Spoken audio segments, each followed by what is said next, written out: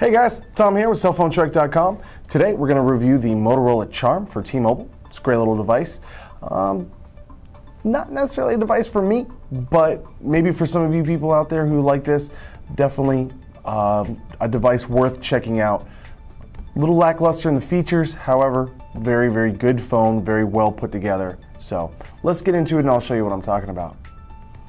Motorola Charm, it's going to T-Mobile. It's going to T-Mobile, launched on the 25th of August.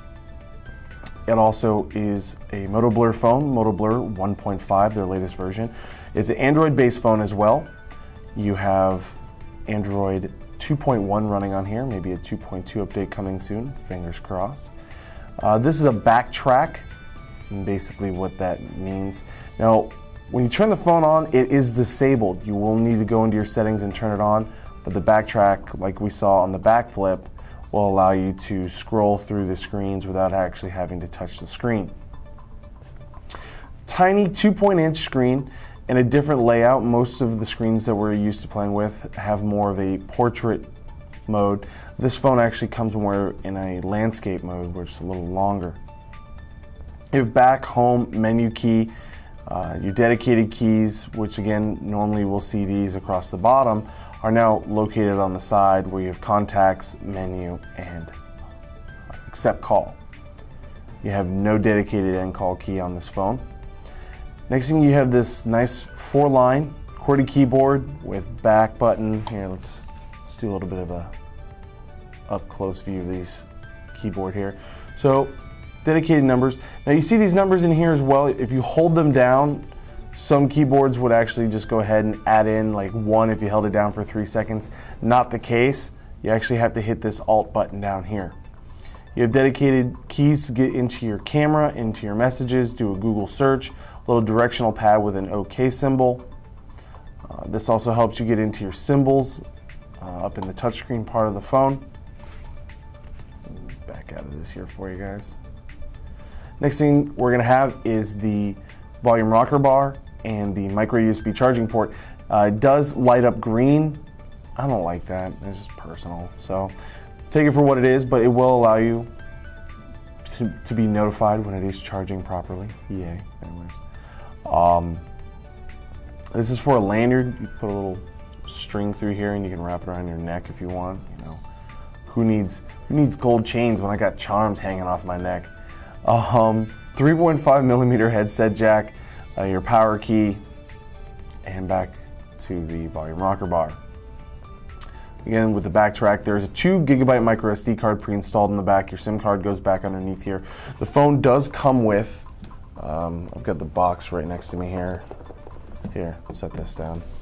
Let me show you guys something.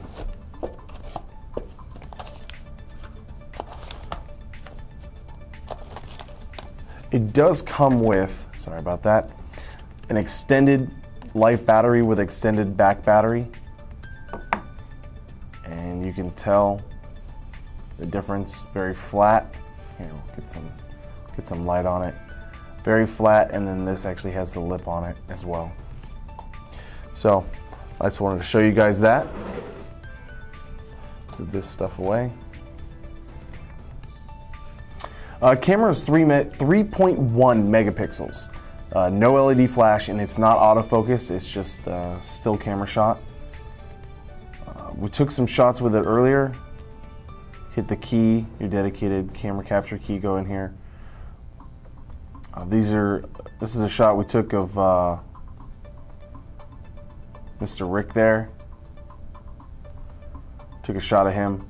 You can zoom in and then just kind of tap that in to continuously go in, and then hit that to capture. Again, as you can tell, no autofocus. You have MotoBlur, so you have all your features. This is your feeds, your happenings. You can take your MySpace, your Facebook, and your Twitter. Apparently, Miss Sullivan is very excited. And you got your Twitter feeds, you know, switched. It's pretty good. Daniel Dennis, he's a radio personality around here. So, but he's on Facebook. You can tell where you're getting your feeds from. Right here in the bottom corner, it'll tell you a little Facebook or a T or an M for MySpace, little symbols. Obviously, my Facebook is dominating right now. I'm trying to get some Twitter feeds so you can see what else is going on. And you'll see, I saw this occasionally where Twitter would dominate or Facebook would dominate.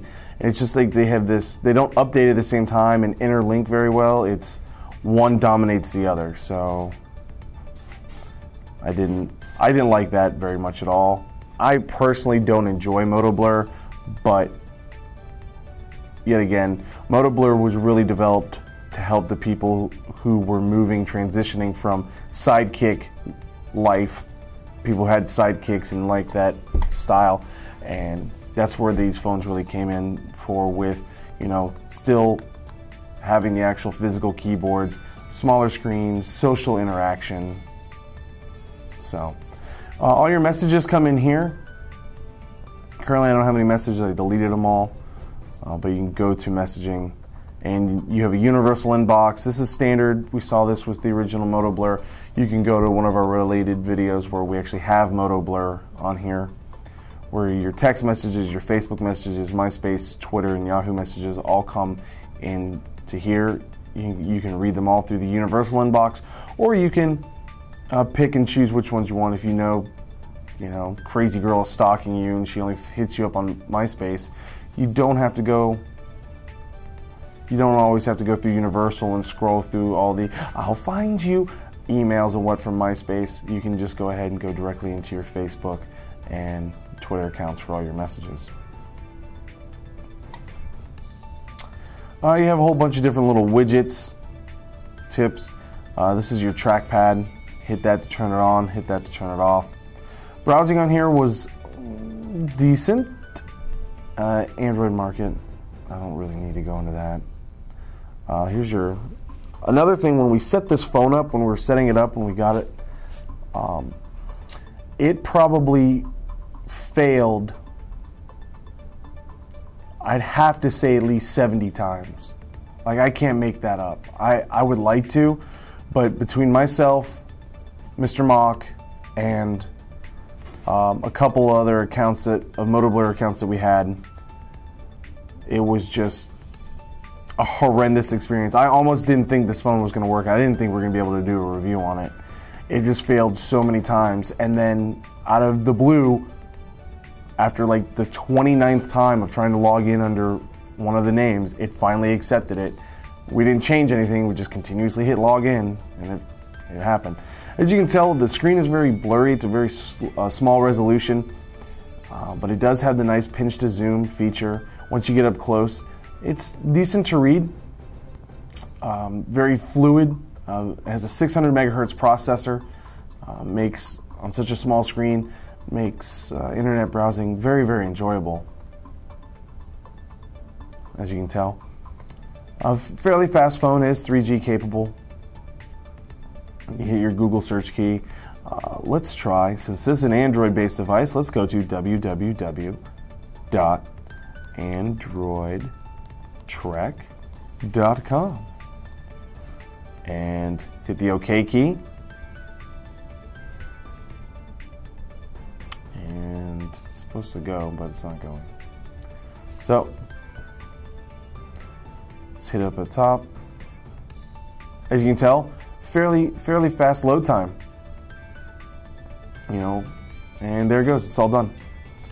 I'll zoom out here.